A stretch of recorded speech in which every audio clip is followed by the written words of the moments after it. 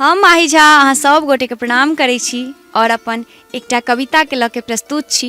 ई कविता जे अछि से माँ के लेल अछि। अहाँ सब गोटे से आग्रह जो नीक लागे तऽ अपन अपन माँ लेल एकटा शेयर अवश्य करब। कियो ने बुझे दर्द ओकर कि कियो ने बुझे दर्द ओकर ओ सभक पीड़ा मिटाबै छै कि कियो ने बुझे दर्द ओकर ओ सभक पीड़ा मिटाबै छै। दुनिया भरि के स्नेहक पिटारा खोइचा जेकर रहै छै कि दुनिया भरक स्नेहक पिटारा खोइचा जेकर रहै छै। माँ माँ काने जँ संतान कि माँ काने जँ संतान तऽ नोरे झोरे ओ भरि जाइ छै।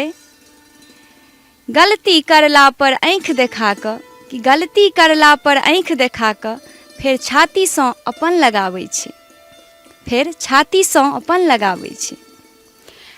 दुलारक परिभाषा के मतलब कि दुलारक परिभाषा के मतलब ओ सृष्टि के बुझाबै छै। माँ तऽ ओ छै जे ईश्वर से मांग कि माँ तऽ ओ छै जे ईश्वर से मांग अपन संतान के जग में आनै छै। माँ तऽ ओ छै जे ईश्वर से मांग अपन संतान के जग में आनै छै।